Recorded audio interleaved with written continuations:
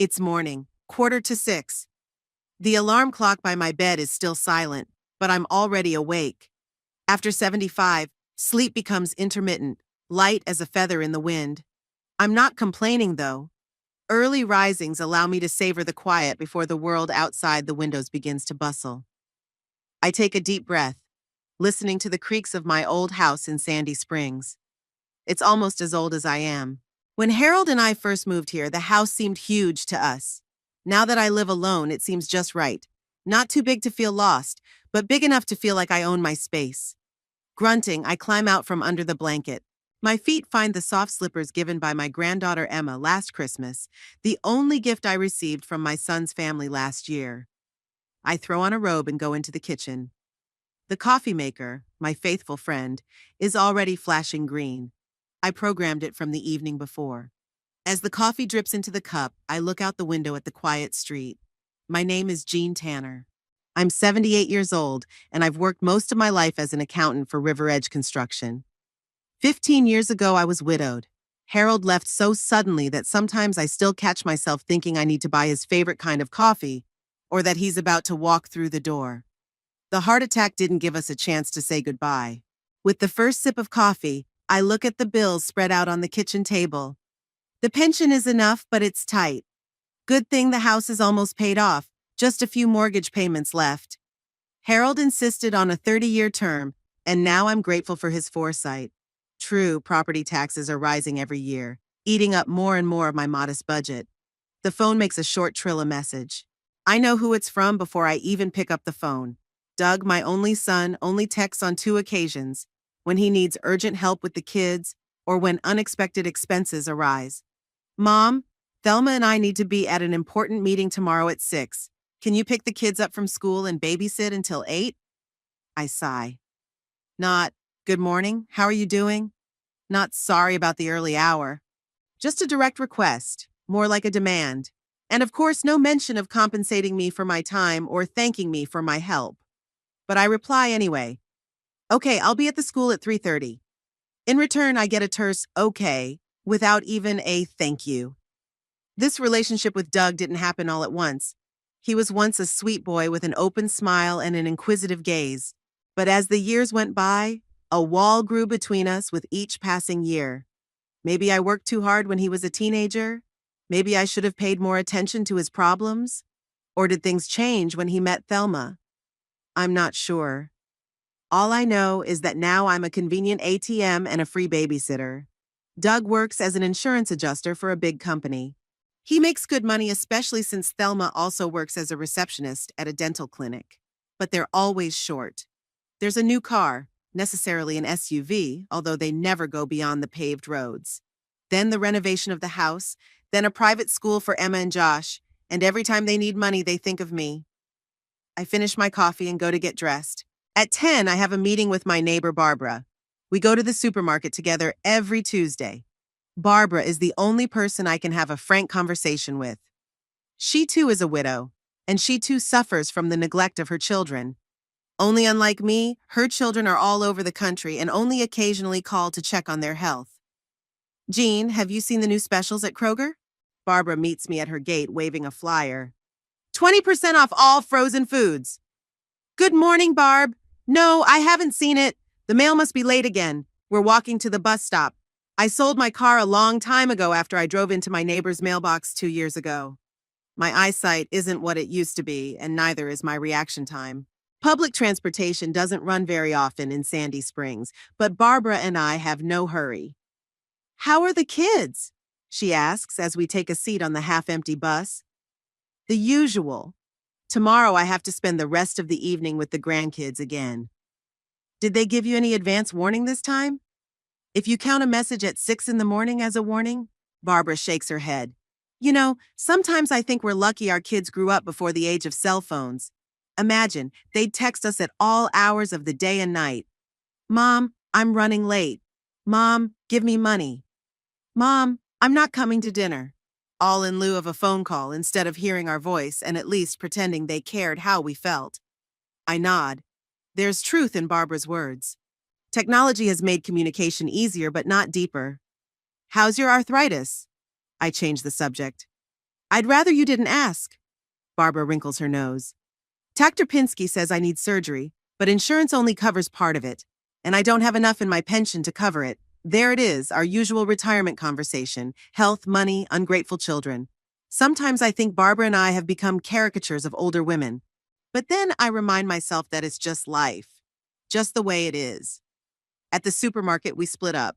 Barbara goes for dairy products, I head for vegetables. My modest shopping list fits on a quarter-page notebook: tomatoes, cucumber, chicken breast, bread, milk, tea. Cooking just for myself alone isn't very inspiring, so I often snack on sandwiches or reheat frozen dinners. Jean, look what I found! Barbara walks over to me, holding a brightly colored magazine. Best cruises for older travelers. It's got special deals for single passengers over 65. I take the magazine and flip through the glossy pages. Pictures of the azure waters of the Caribbean, white sand beaches, luxury liners with swimming pools and restaurants. It all seems so far from my reality, like pictures from another life. Harold and I have always dreamed of going on a cruise, I say, handing the magazine back to Barbara. We'd save it for the golden years.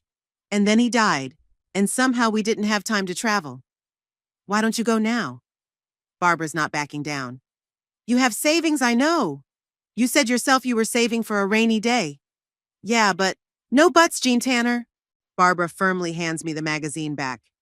The rainy day already came 15 years ago when you lost Harold. How much longer are you going to put life on hold? At our age, there may not be a later. I stare at my friend, surprised at her assertiveness. Usually quiet and reserved, Barbara looks almost belligerent now. Pick up a magazine, study the offerings. What do you have to lose? She continues. Worst case scenario, you decide it's not for you. At best, you'll finally fulfill your and Harold's dream. With a heavy sigh, I put the magazine in my basket. Barbara smiles victoriously. That evening, after dinner, warmed soup and half a tuna sandwich, I pull out the magazine and start perusing the cruise company's offerings. The more I read, the more my interest is piqued. The prices, of course, bite, but maybe Barbara's right. Maybe it's time to finally spend some of my savings on myself. I pull out the old tin cookie box where I keep my papers. Inside, among the insurance policies and utility receipts, is a bank statement. In the account is an amount that should be enough not only for the cruise, but also for unexpected expenses while traveling. The money is partly my savings from years of work, partly the insurance money from Harold's death. I've been saving it all these years, saving it for that rainy day. The phone rings again. This time it's not a text, but a real call. It's Doug again. Mom, hi? He doesn't have his usual harshness in his voice, which means he needs something. How are you? I'm fine, thanks, I said, wondering how long it would be before he got to the point of the call. Listen, here's the thing. Josh's birthday is coming up and we want to throw him a birthday party. It's his 8th birthday, but we have a lot of expenses this month. Thelma wrecked her car, so we had to get it repaired. That's it. I can almost hear the gears in his head turning, picking the right words to get money out of me. How much do you need, Doug? I interrupt him. Pause. He clearly didn't expect me to get to the point so quickly. Well, we were thinking about $500. We want animators, a trampoline, and a spaceship cake. Josh is obsessed with space. $500 for the birthday party of an 8-year-old who's not likely to remember this party in a couple years. I look at the cruise magazine, the bank statement in my hands, and suddenly I feel something inside me break. Or maybe it's the other way around. I'm sorry, Doug, but I don't have that kind of money, I say firmly. What? But Mom, I know you have savings. You said so yourself. That's true, but I plan to spend it on myself. I've decided to go on a cruise. The silence on the other end of the line is so deep, I can almost hear Doug blink in surprise. A cruise? You? He sounded incredulous. Mom, you're 78 years old. What cruise? That's exactly why I want to go now while I still can. I've been putting this dream off for too long, but that's crazy. Now Doug's not hiding his annoyance. You're going to spend a lot of money on what? A week at sea? What if you get sick? What if something happens to you? Who's going to look after you? The ship's staff will look after me, I answer calmly. And the money is my money, Doug. I've earned it over 40 years as an accountant, and I have the right to spend it as I see fit. But Josh, his birthday. You and Thelma can throw him a small but heartfelt party without my money. Invite his friends, bake a cake, come up with some contests. Kids need attention, not expensive entertainers. I can hear Doug sighing deeply. Okay, Mom, do whatever you want. But don't complain later if something goes wrong. He hangs up without saying goodbye, typical of him. I put the phone away and look at the cruise magazine again. Talking to Doug has only strengthened my resolve. For 15 years, I've lived my life thinking first about the needs of my son and his family. It's time to start thinking about myself. The next day, I go to the travel agency at the mall. A sweet girl named Carol helps me choose the right cruise. 7 days in the Caribbean with stops in the Bahamas, Jamaica, and Mexico. A mid-deck balcony stateroom, full board, and several excursions are included. Are you traveling alone, Mrs. Tanner? Carol asks, filling out the reservation. Yes, I answer. My first big trip in many years. It's going to be a memorable trip, she smiles. The cruise companies are very accommodating to older passengers.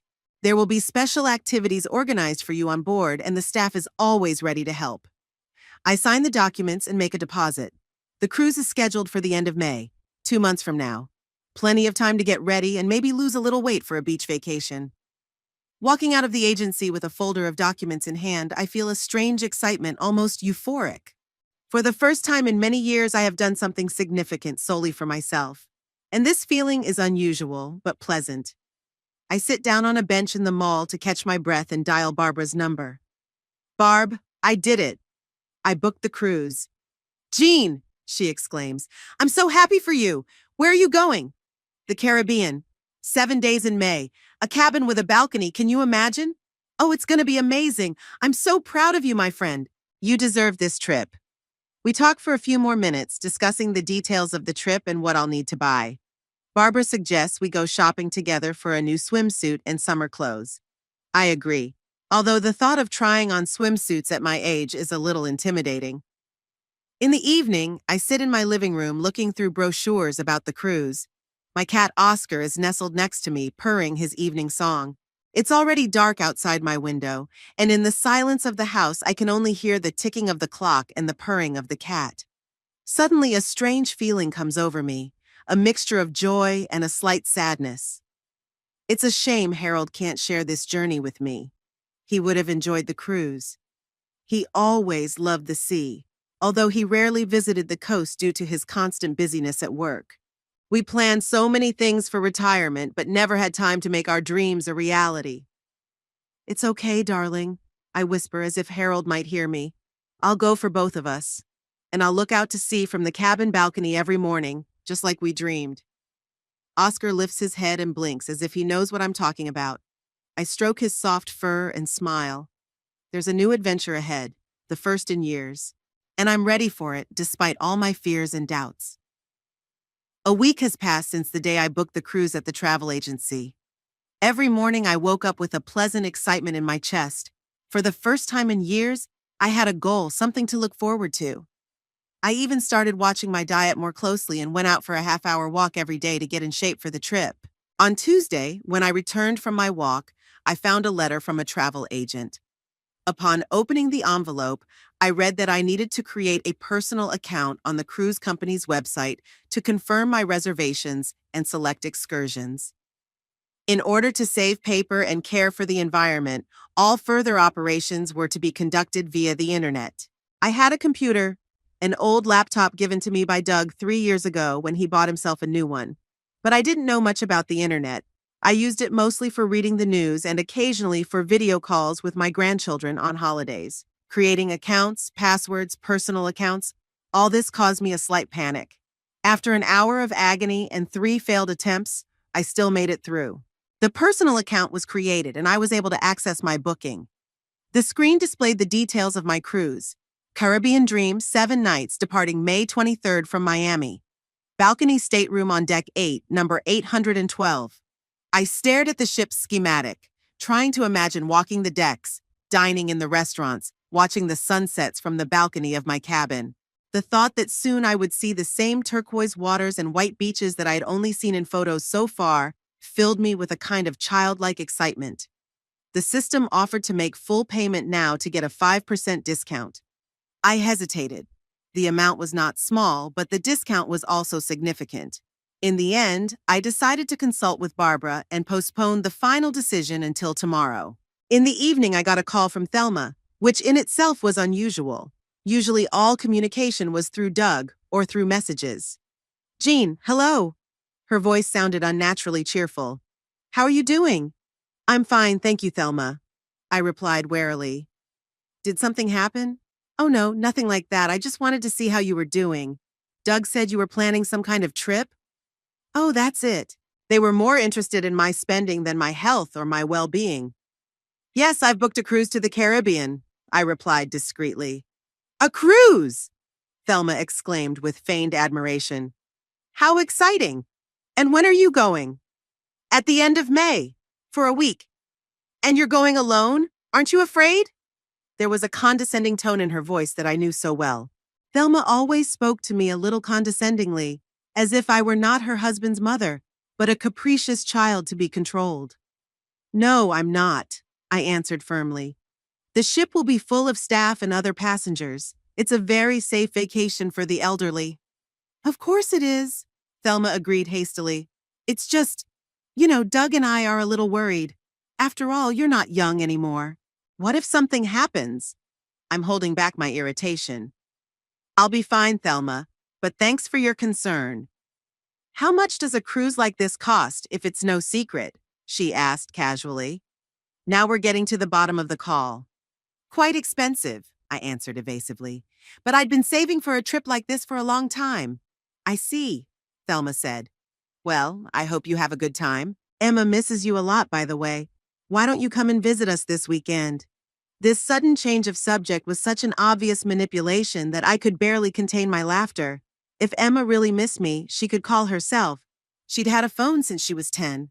"Tell her I miss her too. I'm busy this weekend, but maybe next week." After a few more minutes of awkward conversation, Thelma said goodbye. I put the phone away, feeling vaguely uneasy. This call was unusual. Thelma rarely showed interest in my life, and her sudden curiosity seemed suspicious. The next morning, I told Barbara about the call when we met in the park for our usual walk. "They're up to something," Barbara said firmly, adjusting her hat. "I'd pay for the cruise in full and print out all the paperwork as soon as possible if I were you, just to be on the safe side." "You think they're going to interfere with my trip?" I wondered. "It's my money, my reservation." "Jean, honey, you're too trusting," Barbara shook her head. "I've seen the way your Doug looks at your house every time he comes over, like it's his future property. I'm sure he's already mentally managing your savings." Barbara's words hurt me, but deep down I knew there was some truth to them.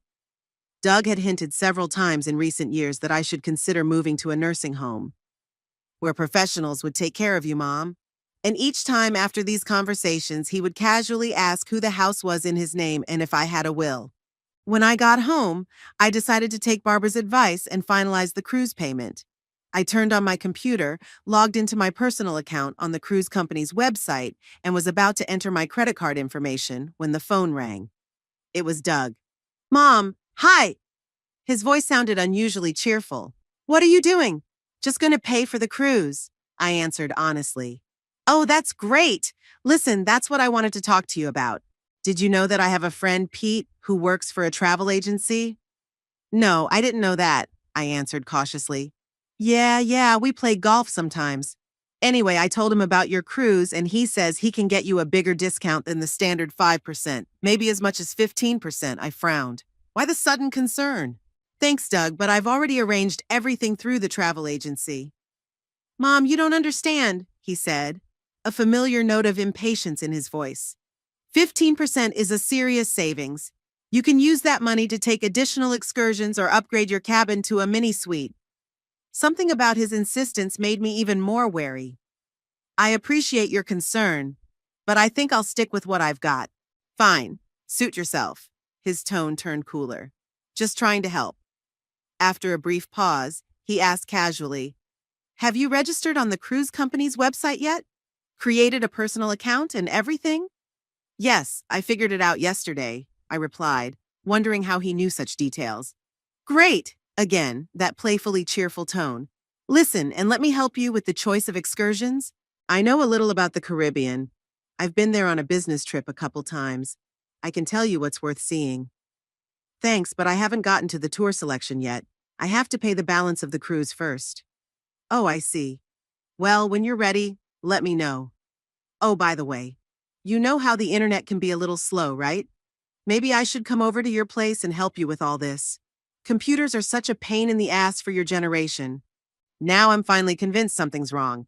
Doug never offered to help, much less with computers. He usually just sighed irritably when I asked him to explain how a program worked. You know, I can do this on my own, I said firmly.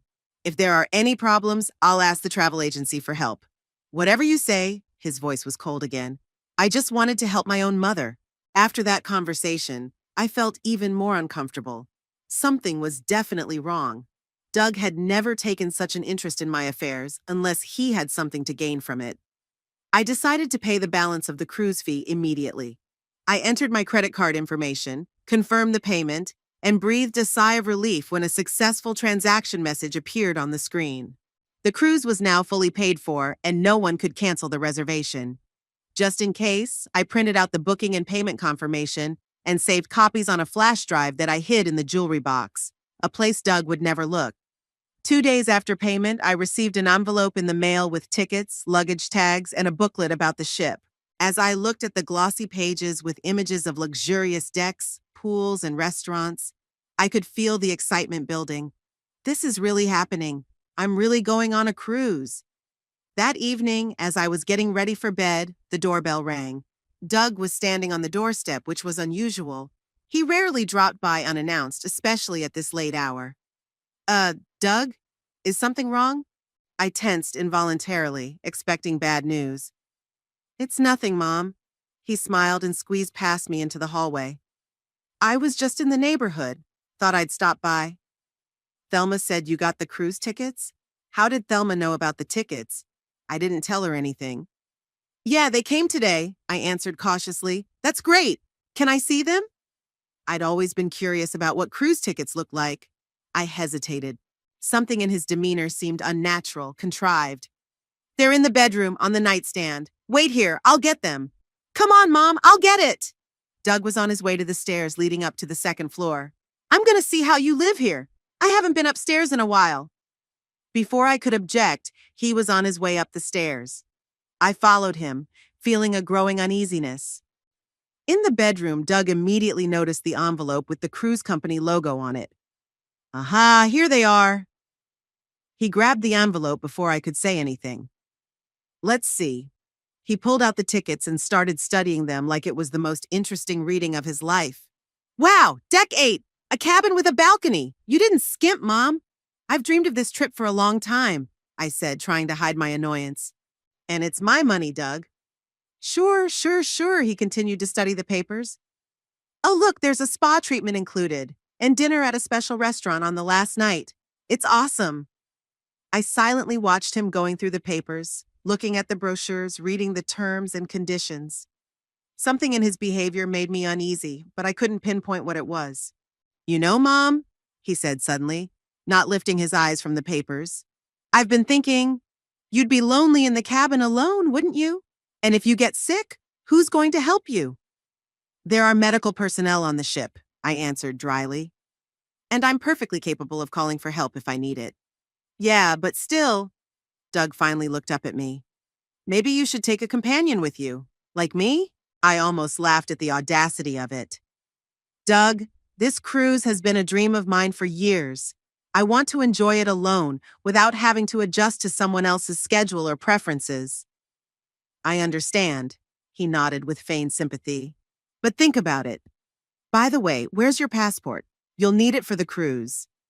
It's in the safe in my office, I answered, surprised at the change of subject. Good, Doug smiled a strange smile. Well, I'm glad you're all set for your trip. I think I'm going to go now that it's getting late.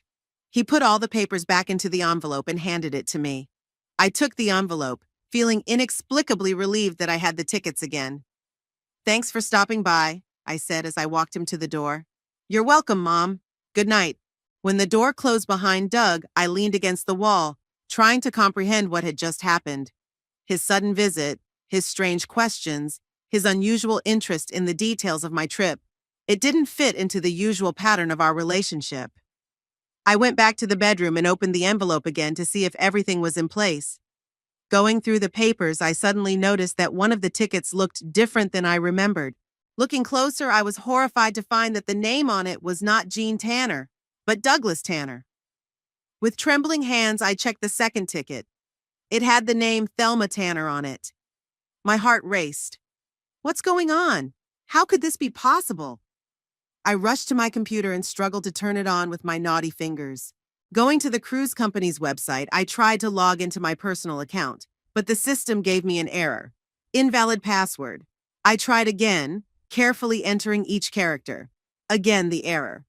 After several unsuccessful attempts, the system offered to restore the password. I agreed, and a link was sent to my email. Following it, I created a new password and was finally able to enter my personal cabinet. What I saw confirmed my worst fears. The booking information read, Passenger 1, Douglas Tanner, Passenger 2, Thelma Tanner change date, yesterday at 15:40. I stared at the screen in horror. My son had somehow changed the reservation information. But how? And then I remembered. Yesterday afternoon, the computer had been on when I left for the store. I had forgotten to log out of my account on the cruise company's website. Doug must have gotten in while I was gone. He always had a spare key just in case, and made changes to the reservation. With trembling hands, I dialed my son's number. Doug, what did you do? I asked as soon as he answered. Why are your and Thelma's names on my reservation now? A brief pause and then laughter. Not embarrassed, not guilty, smug. Ah, you've already noticed. Faster than I expected. Doug, this is my cruise. I paid for it. I planned it. Yeah, you paid for it, he agreed nonchalantly. But you have to admit, there's nothing for you to do. At your age, traveling like that is a risk. And Thelma and I have long dreamed of a good vacation. I want everything back the way it was. I felt my voice shaking with anger. I'm afraid that's not possible, Mom, he said, his voice now clearly mocking. No changes in the names of passengers are allowed after they've paid in full. That's the rule. But don't worry, we'll bring you back a souvenir. Doug, how could you? My voice shook with resentment and rage. I'm your mother. Thanks, but I'm going without you. He laughed. Okay, Mom, don't take it personally. You really should stay home. You get tired quickly. You can't stand the heat. What kind of cruise would you want? I heard him put his hand over the receiver and shout, Thelma, guess what? We're going on a cruise to the Caribbean. Can you believe it? 7 days on a huge liner, and it's all free. The last phrase was said with a special pleasure, and I realized that he said it on purpose so that I could hear it. You... I couldn't find the words for my outrage. Look, Mom, I gotta go. Thelma wants to talk about what to bring. Thanks for the gift. You're the best. And he hung up, leaving me in a daze of shock and anger. I didn't cry. Strangely enough, I hadn't shed a tear since talking to Doug. Instead of the usual bitterness and resentment, a cold, throbbing rage filled me. I sat in my chair, clutching the phone so tightly that my knuckles turned white, and stared at one point. Images of the past flashed before me. All the times Doug had taken advantage of my kindness and generosity. All the times he'd manipulated me, making me feel guilty for not being a good enough mother. I spent the entire evening in a daze. Didn't turn on the TV, didn't read a book, didn't even eat dinner. I just sat and thought about my life, about my son, about how we had come to this state of affairs. Oscar, seeing my condition, jumped on my lap and purred softly, as if trying to comfort me. The next morning, I called the cruise company. I explained the situation in a voice trembling with excitement. My son had changed the passenger data without my knowledge, and I wanted everything back the way it was. The young man on the line was polite but adamant. I'm sorry, Mrs. Tanner, but company policy does not allow changing passenger names after the reservation has been paid in full without a substantial penalty. In fact, it would be considered canceling the current reservation and creating a new one, which means losing all the discounts and promotions you received on the original reservation. But it was my son who changed the details without my permission. I could feel the wave of anger rising inside again. This is fraud. I understand your frustration, he continued patiently. But the changes were made through your account. Technically speaking, the system has recorded that you did it. If you believe fraud has occurred, you should contact the police. Police, reporting against my own son. Even in my current state, I couldn't do that. It would mean a complete breakdown of the relationship, a scandal that would probably affect the grandchildren. No, there had to be another way. What if I could prove that the payment was made on my credit card? I asked hopefully. That doesn't change the situation, Mrs. Tanner. The cruise contract is with the person named on the reservation, regardless of who made the payment. Many people pay for cruises for their family or friends. I thanked him and hung up, feeling even more defeated. Had Doug really won? Should I just accept that he had stolen my dream? I spent the rest of the day in a state of numbness. Didn't answer the phone, not even when Barbara called. Just sat in my chair, staring out the window at the neighbor's maple tree, its young leaves fluttering in the spring breeze. Finally, toward evening, I forced myself to eat. Just peanut butter toast and tea, but it was better than nothing. And then, just as I was about to put the dishes away, it hit me. I could still log into the reservation system. Doug had changed the passenger names, but not my account password. I still have access to manage my trip details. With suddenly revived energy, I rushed to the computer. My hands shook a little as I entered my login and recovered password. But the system let me in without a problem. There it was, my reservation, now with Doug and Thelma's names instead of mine. I started researching what else could be changed on the reservation other than passenger names. And with each new tab I opened, my mood improved. Oh, the possibilities were numerous. The first thing I did was check to see which stateroom Doug had chosen. Of course, he hadn't kept my original one, a modest balcony stateroom on deck 8. Instead, he upgraded it to a mini suite on deck 10 with an extended balcony and access to the Tranquility Zone, a special adults-only part of the ship with a private pool and lounge chairs. The extra charge for this, of course, went on my credit card. Well, I thought, let's see how you like the other cabin. The system allowed you to change cabin category without changing the cost if it was a downgrade. I opened the ship's schematic and started looking for the most unfortunate arrangement. After a few minutes of searching, I found the perfect one, a stateroom on the third deck, directly above the engine room and next to the elevator shaft. Based on the reviews I found on a cruise forum, this was one of the noisiest places on the ship. I made the change and received a confirmation. Your stateroom has been successfully changed to room 312 on deck 3. The difference in cost of $480 will be refunded to your credit card within 7 to 10 business days. Not a bad start. Not only had I ruined their comfort, but I had also gotten some of my money back. Encouraged by this success, I continued to research what else I could change. The next item on my list was excursions. Doug added several expensive excursions to the reservation: snorkeling in the Bahamas, a trip to waterfalls in Jamaica, a tour of Mayan ruins in Mexico. The total cost of all these activities was almost $700. One by one, I canceled all these tours. Cancellation of the tours has been confirmed. Funds will be refunded to your credit card. Now that Doug and Thelma won't have any pre-booked excursions, they'll have to choose from what's left available when they get to the ship. And by then, the most popular options will be sold out. Next, I noticed the packages that Doug had added to the reservations. A premium beverage package that allows you to order unlimited alcoholic beverages, cocktails, and premium non-alcoholic beverages. A high-speed internet package. A specialty dining package giving access to paid restaurants on board. All of this, of course, was paid for with my card. I canceled everything. Every package, every extra service. The system confirmed each time that the funds would be refunded to me. Now let's get to the nutritional details. Under the Food Preferences tab, there was a standard menu with no restrictions. I changed it to a strict, low-salt vegetarian diet for both passengers. Doug loves steaks and seafood, and Thelma can't imagine life without fried chicken. Let's see how they like a week on veggies and tofu. The next item is dinner time. Cruise companies usually offer several dinner shifts in the main restaurant. Doug chose the late shift, 8:30 in the evening. I knew he and Thelma liked late dinners, especially on vacation when they could relax and not be rushed. I changed the time to the earliest shift, 6 o'clock in the evening.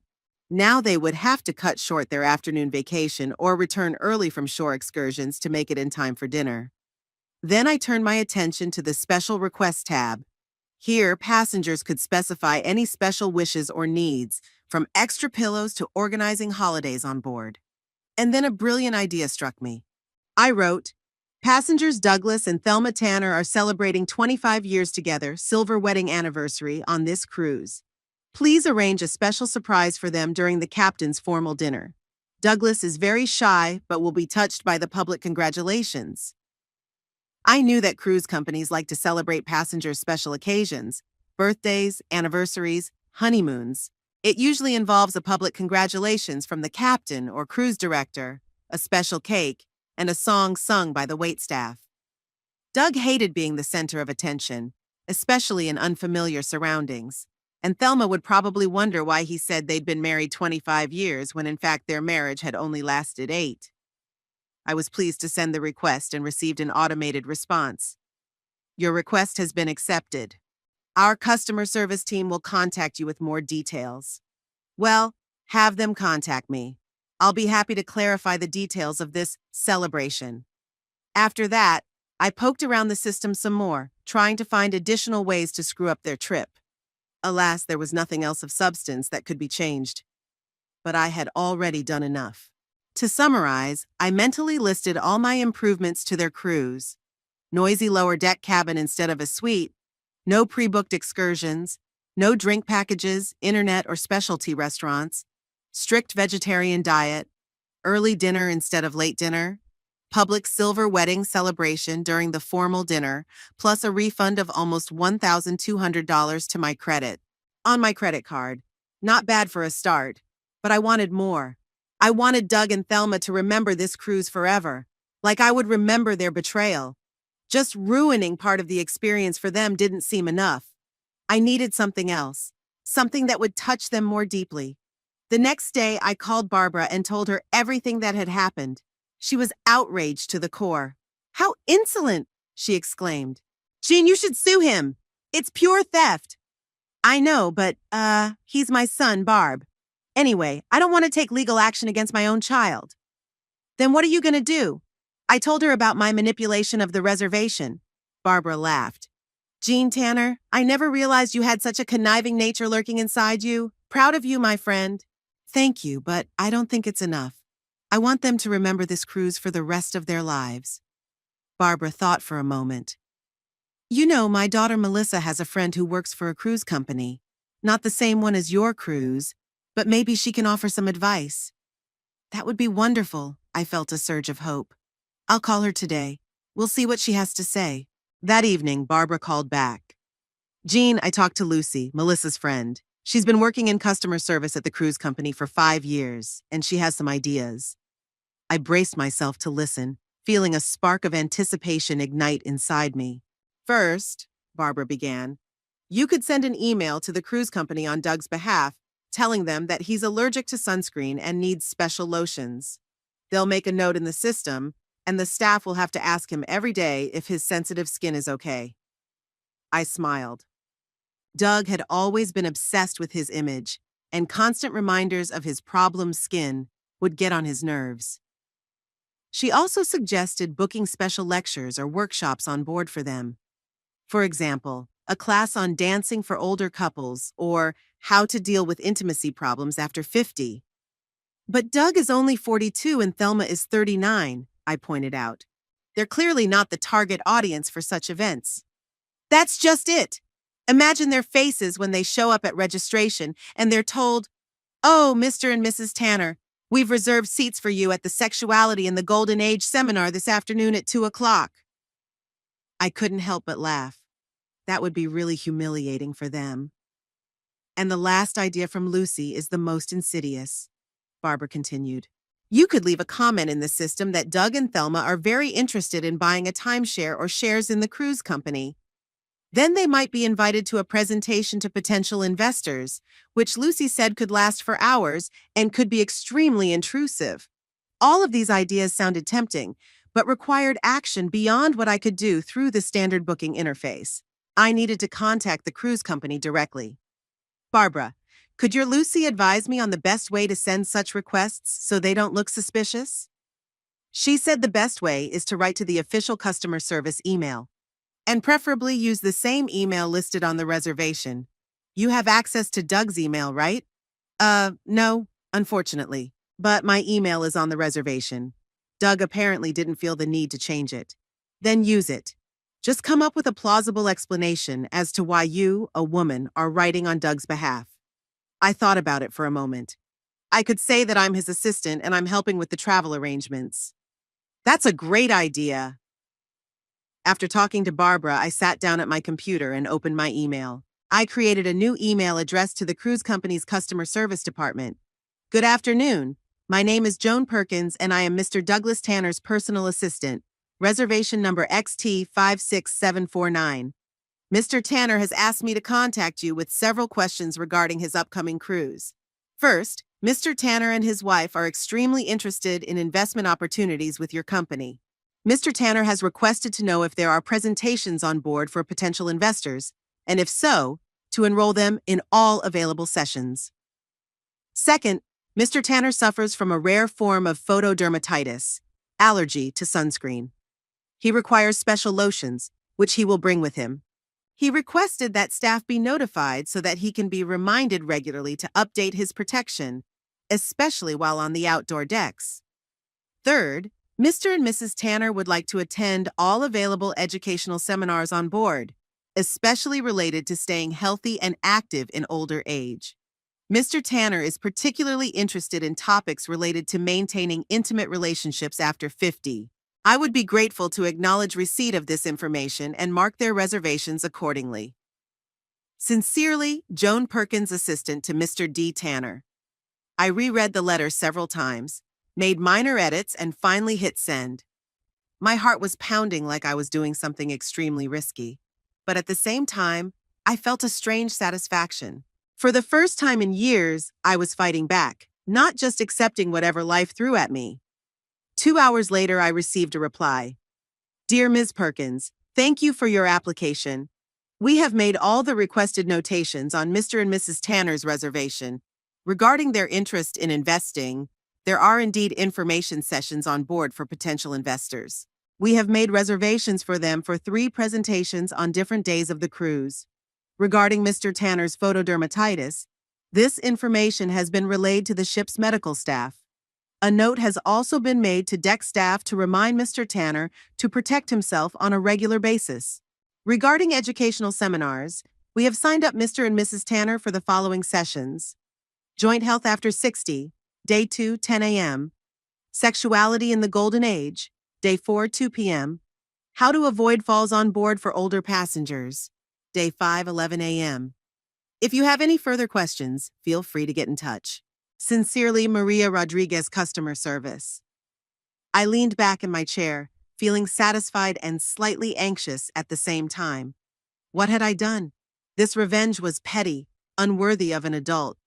But then I remembered Doug's words, "Thanks, but I'm going without you," and his laughter as he bragged to Thelma about the free cruise. No, he deserved it all. They both deserved it. The next day, an email arrived from the cruise company regarding my request for Doug and Thelma's silver wedding celebration. They asked for the exact anniversary date so they could prepare an appropriate certificate, and asked if we would like a special cake or other extras. I replied that the anniversary was on the 4th day of the cruise, and yes, we would like to order cake and champagne for the entire table. I chose the most expensive cake option and the most expensive champagne offered. After all, since Doug likes to use my money so much, let him enjoy it to the fullest. A few days later, I received a notice that my credit card had been charged for the cake and champagne. But this expense didn't upset me. I saw it as an investment in my sanity. Every day I checked my reservation, fearing that Doug would discover my changes and try to refund everything. But it seemed he was too busy preparing for his cruise to look into the details of the reservation, or maybe he just didn't expect me to be so sneaky. After all, in all these years I'd never once fought back. A week before the cruise departed, I received another email from the cruise company. They informed me that due to maintenance work on the ship, the cabin category I had chosen for Doug and Thelma was unavailable. As compensation, they offered a free upgrade to a cabin on Deck 5, also near the elevators, but no longer above the engine room. It blurred the effect of my revenge a bit, but I decided that Deck 5 near the elevators wasn't the quietest place on the ship either. Besides, all my other improvements were still in effect. Finally, the day of sailing arrived. I knew Doug and Thelma were scheduled to leave for Miami early in the morning. They had left the grandchildren with Thelma's parents, apparently deciding that the maternal grandmother was more reliable than me. All day I was in a strange state of anxious anticipation. I tried to do the usual things, went to the store, watered the flowers, watched my favorite show on TV. But my thoughts kept returning to Doug and Thelma. I wondered if they were already on board. Had they already discovered that their cabin was not at all what they had hoped for? How did they react to the vegetarian menu and lack of pre-booked excursions? In the evening, I couldn't take it anymore and sent Doug a text. "Hope you made it to the ship safely. Enjoy your vacation." The reply came an hour later. "Yes, we are on board. The cabin is not quite what we expected, but we have been offered compensation in the form of free drinks for tonight. Thank you for your concern." His tone was dry, but without much hostility. Apparently, he hadn't yet discovered all the surprises I had prepared for them. Or perhaps he didn't want to give me the satisfaction of showing his frustration. I smiled and disconnected the phone. Let them enjoy their perfect vacation. The first day was just the beginning. There would be many more exciting things ahead of them. The morning after the ship left was surprisingly calm. I woke up as usual around 6, drank coffee on the veranda, and even had time to read a fresh newspaper brought by the delivery man. No calls or messages from Doug. Apparently, the first evening on the cruise had passed without much incident, or my son had decided not to share his experiences with me. Around 10 o'clock, I headed to the local Home Depot hardware store. For several years now, I had been putting off renovating the upstairs bathroom. The tile there was cracked and the faucet in the sink was starting to leak. Harold always said he'd take care of it next weekend, but he never got around to it. After he died, I just closed off that bathroom and only used the one on the first floor. But now that my cruise plans were ruined, I had some free time and, importantly, some extra money. The very same money that came back on my credit card after my manipulation of Doug's reservation. At the store, I was a little confused as I looked at the endless rows of tile, faucets, tubs, and other accessories. For all the years of our marriage, Harold had done the home renovations, and I had only picked out colors and materials. Now I had to do it all myself. "Can I help you with something?" I heard a voice behind me and turned around. In front of me stood a man about my age, wearing a blue shirt with the store's logo. His gray hair was neatly cut and his brown eyes were friendly. "Yeah, I guess so," I answered with relief. "I need to renovate the bathroom, but I have no idea where to start." "My name is Frank." He held out his hand. "I work here as a bathroom and kitchen remodeling consultant. If you'll allow me to ask you a few questions and we'll make a plan of action together." We spent the next hour discussing the condition of my bathroom, my budget, and my design wishes. Frank proved to be a patient and knowledgeable conversationalist. He explained everything in simple terms, not trying to impress me with technical terms as men often do when talking to older women. "You know, Mrs. Tanner," he said as we picked out the tiles and plumbing fixtures, "you can hire professionals from our store to install it all, but that would cost you about 3 times the cost of the materials." "Is there an alternative?" I asked, figuring out my budget. "Well, you could hire an independent contractor. They usually charge less," he mumbled. Actually, I do a little remodeling myself in my spare time. If you'd like, I can take a look at your bathroom and give you an estimate." In any other situation, I'd probably say no. Inviting a strange man into my house when I live alone? It went against every safety rule I'd instilled in myself over the years. But there was something about Frank's open gaze that inspired confidence. Besides, he worked at a big store, so he must have passed at least a minimal background check. "Okay," I decided. "What time could you come by?" "I get off at 5 today. I could drop by around 6 if that's okay." We exchanged phone numbers and addresses. Frank promised to come by tonight, and in the meantime, he arranged for me to deliver the materials I'd chosen the next day. Back home, I felt a strange excitement. When was the last time I had invited a non-family man into my home? Not counting plumbers, electricians, and other laborers called in as needed, never. Harold and I had been pretty insular, and since his death, I'd minimized social contact. I spent an hour tidying the house, though it was clean enough as it was. Then I changed into a more decent dress instead of the homemade pants and t-shirt I usually wore around the house. It's just a business meeting, I told myself. No need to be nervous. Around 4 in the afternoon, the first text from Doug came in.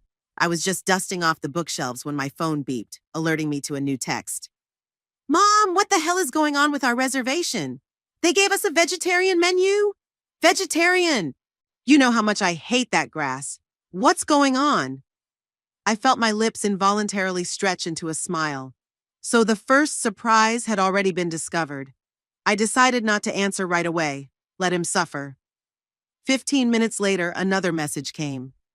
And why did they sign us up for some stupid seminar, Joint Health After 60? We were told it was you who requested these activities for us. What kind of nonsense is that? I was laughing outright now. I imagined Doug's face when he was informed of this exciting activity. He must have been furious. I still didn't answer, and soon the phone rang. Doug. I took a deep breath and answered, Hey, son, how are you resting? Mom, what's going on? His voice sounded tense. This isn't the way it's supposed to be. Lower deck cabin, noisy as hell. No drink packages or internet, no booked excursions, and that damn vegetarian menu. Did you do something about the reservations? I paused, savoring the moment. Oh, Doug, I'm so sorry, I finally said with fake sympathy. There must have been some kind of error in rebooking the reservation. You know, computers are so unreliable in the hands of people of my generation. Silence on the other end of the wire. Then, you did that on purpose, didn't you? His voice oozed venom. You're getting back at us? Why would I want revenge on you, dear? I tried to keep my voice innocent. For stealing my dream? For taking the tickets I paid for with my own money? For bragging to your wife about a free cruise at my expense? No, come on, why would I want revenge? You. He clearly couldn't find the words. That's low, Mom. Even for you. Low. Now I couldn't hide my anger. It's low to steal a dream from your own mother. It's low to take advantage of her kindness and generosity for years and then repay her like this. You wanted my cruise? Well, you can have it with all my improvements. I demand that you make it right, now. Doug was almost shouting. I'm afraid that's not possible, son. As the cruise company has probably explained to you by now, changes to a reservation once the cruise has started are not allowed. Those are the rules. There was a long pause. I could almost hear Doug trying to control his rage. You're going to regret this, he finally hissed. When we get back, we'll have a serious conversation. I look forward to it, I replied and hung up. I expected to feel guilty, or at least slightly regretful, after this conversation. But instead, I felt a strange sense of relief, almost euphoria. For the first time in years, I had fought back, stood up for myself, and the feeling was intoxicating. The rest of the day passed in pleasant excitement. I even made a small dinner, just in case Frank got hungry while I was checking out the bathroom. At 6 sharp, the doorbell rang. Frank stood on the doorstep holding a small suitcase of tools. Good evening, Mrs. Tanner, he smiled. I hope I'm not late? No, you're right on time, I stepped back, letting him into the house. And please call me Jean. Only if you call me Frank. He took off his cap, exposing his graying head. I led him upstairs to the bathroom, which was in need of renovation. Frank inspected the room with professional attention, checking the condition of the pipes, tapping the walls, measuring the dimensions. Well, it's not as much work as it could be, he said finally. The tiles are cracked, but the base of the walls is in good condition. The plumbing is old, but the pipes don't need replacing. I think I can do it all in about a week, working evenings and maybe weekends. How much will it cost? I asked, preparing myself for a large sum. Frank quoted a figure that was much lower than I expected. I even asked him if he had made a mistake. No, that's right, he smiled. I only charge for my work. No markups or markdowns like the big companies do. Besides, he said, a little embarrassed, I just like working with my hands. It helps, not to think about things. A shadow flashed in his eyes. And I suddenly realized that maybe Frank had been through a loss, too. Maybe he's a widower like me. Would you like to have dinner? I suddenly asked. I'd made some food, and it would be a shame if it went to waste. Frank looked surprised, but pleasantly so. I'd love to, if it wouldn't give you any trouble. We went down to the kitchen and I set the table. Over dinner, the conversation flowed easily and casually. Frank told me that he had been widowed 5 years ago. His wife Martha had died of cancer. They had been married for 37 years and raised 2 children who now lived in other states. The kids call once a week. Sometimes they come for the holidays, he said, stirring his tea in his cup. But mostly I'm on my own. That's why I decided to work part-time at Home Depot. There's nothing to do at home anyway, but at least this way I can socialize with people. I understand, I nodded. After Harold died, the house felt so empty. Sometimes I talk to the cat, just to hear someone's voice other than my own. You have a cat? Frank perked up. Where is he now? Oscar usually hides when strangers come over, but if you're late, he might come out to meet you. As if on cue, Oscar appeared in the kitchen doorway, a striped gray cat with amber eyes. He sniffed the air cautiously, assessing the new person in the house. Hi, buddy, Frank said softly, holding his hand out palm up. Don't worry, I won't hurt your mistress. To my surprise, the usually cautious Oscar came up to Frank and let himself be petted. In a minute, he was rubbing against his legs, begging for more petting. Wow, I shook my head. He doesn't usually trust strangers. He must have liked you. I've always had a special relationship with cats, Frank smiled. Martha said I was a cat in a past life. We laughed and the conversation moved on. I talked about my work as an accountant, about how Harold and I had saved for a secure old age, about my grandchildren. I couldn't resist telling the story of the cruise and how Doug stole my tickets. No, really? Frank seemed genuinely outraged. How could you do that to your own mother? Doug and I have a complicated relationship, I sighed. He always thought I owed him something, and I've been an idiot, indulging him instead of putting him in his place. So what did you do? Frank asked. After he stole your tickets. I was embarrassed. Talking about my petty revenge seemed a little embarrassing. But on the other hand, I felt that Frank wouldn't judge me. I made some adjusted their reservations, I admitted, and told him about all the improvements I'd made to Doug and Thelma's cruise. To my relief, Frank didn't look shocked. On the contrary, he laughed. Gene, that's brilliant, he exclaimed, wiping away his tears. I never would have guessed that such a sweet woman would be capable of such an elaborate revenge. Don't you think it was a little petty of me? I asked, still a little embarrassed by my actions. Petty? Frank shook his head. No, it was a fair payback. He stole a dream from you. You made that dream turn into a nightmare for him. Seemed fair to me. His words were a balm to my conscience. We talked about nothing all evening, laughing and swapping life stories. Frank proved to be a great storyteller, with a subtle sense of humor and an amazing ability to listen. When the clock struck 10, he realized, gosh, I didn't realize how much time had flown by. I have to go home. I have to get up early for work tomorrow. Thanks for the company, I thanked him sincerely. It had been a long time since I'd had such a pleasant evening. Likewise, he smiled.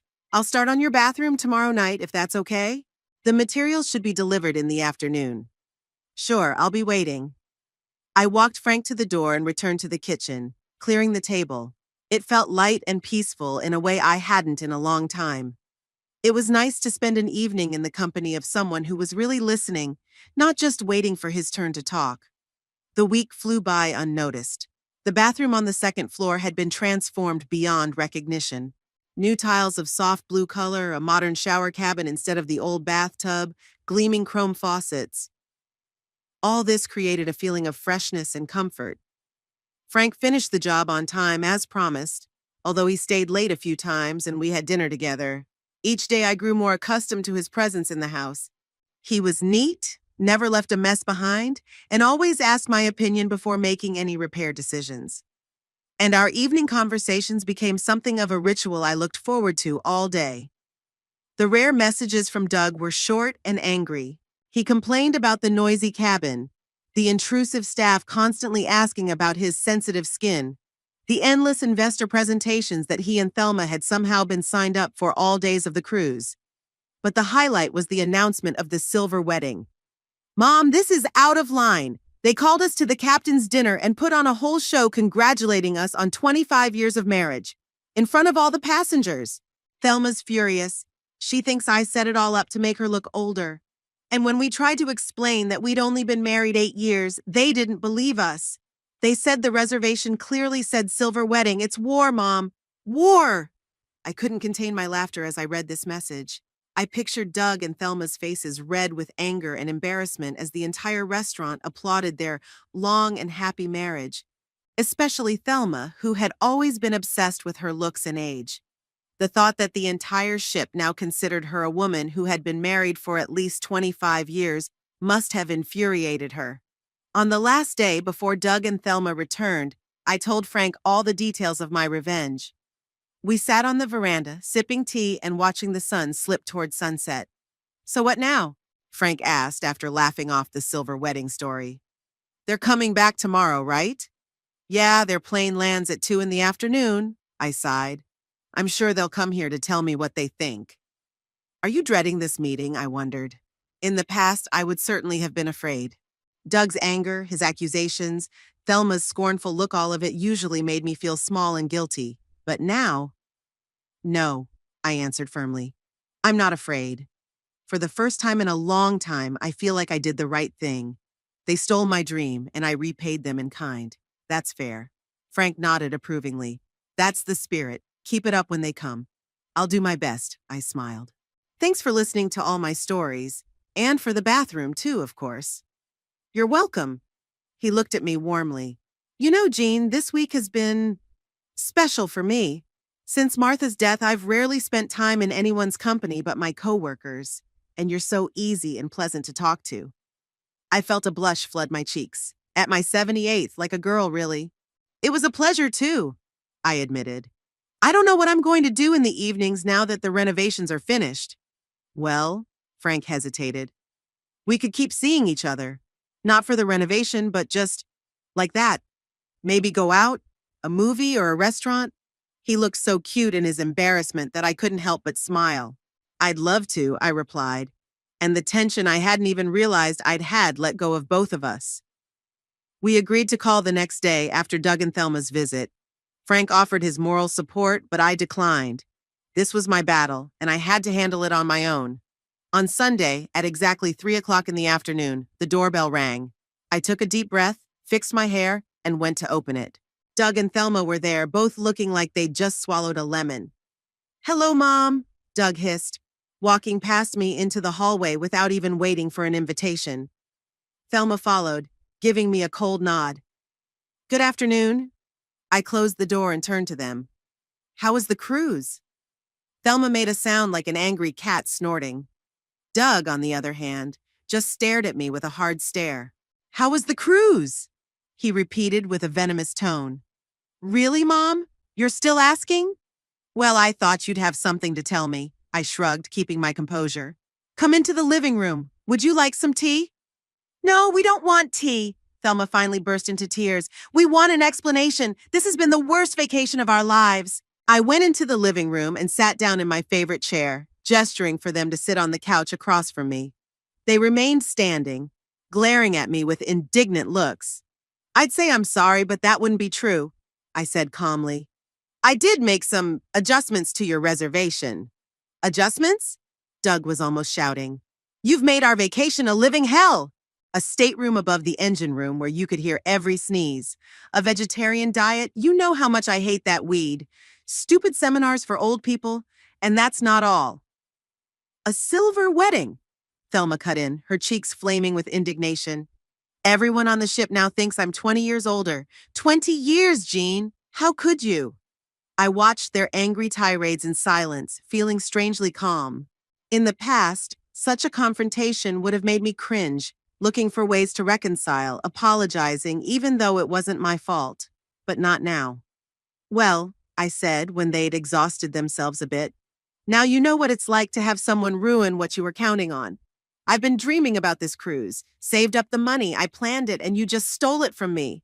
We didn't steal it, Doug objected. We just, diverted unwise spending. Irrational spending? I raised an eyebrow. It's my money, Doug. Money I've earned, saved, put away over the years. And I have every right to spend it as I see fit, even if you don't think it's wise. But you're old. Thelma seemed completely out of control. What's the point of spending all that money on a cruise at your age? You're gonna. She didn't finish the sentence, but the meaning was clear. You're going to die soon anyway. That's how they looked at me, like an old woman whose life was almost over, whose wishes and dreams didn't matter. Soon what, Thelma? I looked her straight in the eye. Die? Is that what you mean? Thelma looked away, suddenly embarrassed. I just meant that traveling can be tiring at your age, she mumbled unconvincingly. You know what the saddest part is? I shook my head. You don't even see how wrong this all is. You think you have the right to control my life, my money, my time. It's like I'm no longer a person but some kind of appendage to your family, a source of funding and a free babysitter when it suits you. Doug and Thelma looked at each other, clearly not expecting such a rebuff. Mom, you're exaggerating, Doug began in a conciliatory tone. We just wanted to. No, I held up my hand to stop him. I know exactly what you wanted. You wanted a free vacation at my expense. Well, you got it, with all my improvements. Consider it a lesson learned. A lesson? Doug was starting to boil again. Are you punishing us like children? How else am I supposed to talk to you? You're acting like children. Selfish, spoiled children who think the whole world should revolve around them. There was a long pause. Thelma was the first to break the silence. You know what, Jean? I always told Doug there was something wrong with you. A normal mother wouldn't do this to her son. A normal grandmother wouldn't let her grandchildren down like that. Let her grandchildren down? I didn't understand her. What are you talking about? We promised the kids we'd bring them presents from the cruise, Doug interjected. But because of your manipulation of the reservation, we didn't have any money left for souvenirs. Can you imagine how upset Emma and Josh were? I could barely contain my laughter. Were they really trying to put the blame on me even for that? First of all, I said, choosing my words carefully, I didn't ask you to promise the kids gifts from the trip you stole. Second, I'm sure Emma and Josh would be far more upset to learn that their father had stolen from their own mother. And third, if you need money for gifts for your grandchildren, you can always use your own instead of relying on mine. We're tight on money right now. Doug looked almost resentful. Thelma wants to update the kitchen, and Emma's birthday is coming up, and she's asking for a party at that new entertainment center. Not my problem, I shrugged. You're adults with good jobs. Learn to live within your means. Doug stared at me like he was seeing me for the first time in his life. You've changed, Mom. What happened to you? I haven't changed, Doug. I just stopped letting you guys push me around. Okay. He took a deep breath, as if gathering his strength. I understand that you're resentful about this cruise, but we can fix it. You spent a lot of money on this trip, and because of our misunderstandings, you didn't get what you hoped for. What's your point? I asked, even though I already knew where he was going. Thelma and I think it's only fair that you reimburse us for the cost of this ruined vacation, he said with casual nonchalance. And we'll help you organize a new cruise, later when the time is right. I stared at him, not believing my ears. After everything that had happened, he was still trying to get money out of me. Doug, I said very calmly, are you really asking me now to pay you for the trip you stole from me, which I ruined as revenge? He looked a little embarrassed, but quickly pulled himself together. Well, if you look at it this way, out, I said quietly. What? Doug blinked. I said out of my house, I repeated, getting up from the chair. Now. Mom, you can't just. I can, I pointed to the door. And I'm doing it. Go away. Thelma grabbed Doug's hand. Come on, honey, see? She's completely out of her mind. It's no use talking. You're going to regret this. Doug threw me an angry look. We're not bringing the kids back. Never. You'll never see them again. It's your choice, I replied calmly. But know that I'll always be happy to see Emma and Josh. And if you try to turn them against me, I will tell them the truth about what happened. The whole truth. Thelma snorted. As if they'd believe an old woman over their own parents. Maybe, I agreed. But children grow up, Thelma. And sooner or later they begin to see the truth for themselves, without other people's clues. That seemed to hurt her. She pulled Doug toward the exit. Let's go, I'm sick of all this. They walked out, slamming the door loudly. I sat back in my chair and took a deep breath. My heart was pounding, my hands were shaking a little. But overall, I felt liberated, as if the huge weight I'd been carrying on my shoulders for years had suddenly disappeared. Oscar jumped into my lap, meowing demandingly. Yeah, buddy. I stroked his head. You're right. I should have done this a long time ago. That evening, Frank called. How'd it go? He asked me without preamble. Better than I expected, I answered, surprised at my own calmness. They yelled, threatened, tried to manipulate me, but I held firm. In the end, I had to kick them out the door. Kick them out the door? I could hear the admiration in his voice. Gene Tanner, you surprise me more every day. Me too, I admitted. I never thought I could do this. But you know what the weirdest thing is? I don't feel any guilt or regret, just, relief. It's not weird, Frank said softly. You've finally stopped letting them use you. It's a healthy reaction. You're probably right. I was quiet for a second. But they threaten not to bring any more grandchildren. That's the only thing that bothers me. They're empty threats, Frank said confidently. Who's going to babysit for free if not you? They'll be back as soon as they need a nanny. I guess, I sighed. But this time it's going to be different. I won't be jumping on their command anymore. That's right, Frank approved. Speaking of teams, I have a suggestion. Next weekend is the Blue Ridge Mountain Folkcraft Festival. There'll be exhibits, music, food. I thought maybe we could go. It's only 2 hours from here. A festival? I blinked in surprise. It sounds wonderful, but it's not a date, is it? Why wouldn't it be? I could hear the smile in his voice. If you don't mind, of course. I felt the blood rush to my cheeks. A date, at my 78th, with a man who makes me feel alive. I don't mind, I answered quietly. I don't mind at all. That's great. Frank sounded boyishly excited. I'll pick you up Saturday morning, say 8 o'clock. We could spend the whole day there and have dinner somewhere cozy in the evening. Sounds like a plan, I smiled, though he couldn't see it. After talking to Frank, I sat on the veranda for a long time, watching the stars and thinking about how strangely my life had turned in recent weeks. It had started with the stolen cruise, an event that in another time might have broken me, driven me deeper into my shell of loneliness and humility. But instead, I fought back. For the first time in years, I stood up for myself, refused to be a victim, refused to let others decide how I should live my life and where I should spend my money and time. And that small victory led to a chain of events that completely changed my daily routine. The bathroom renovation I'd been putting off for years. Meeting Frank, a man who listens, understands, and seems to really appreciate me for who I am. A straight talk with Doug and Thelma, without prevarication or self-incrimination. Maybe sometimes you have to lose something valuable to gain something even more important. I didn't get the cruise I dreamed of. But instead of a week on the ship, I got a new life. A life where I finally feel like I'm not a shadow, not an appendage to someone else's fate, but a full human being with my own desires, dreams, and right to happiness. Saturday morning, I stood in front of the mirror trying to decide what to wear to the festival. A summer dress or pants and blouse, a sun hat or a light scarf. These were such pleasant, such normal worries. When the doorbell rang, I was ready. Frank stood on the doorstep with a small bouquet of wildflowers. Good morning, he said, holding out the flowers to me. Ready for your adventure? More than ready, I replied, taking the bouquet and feeling a smile spread across my face. More than ready.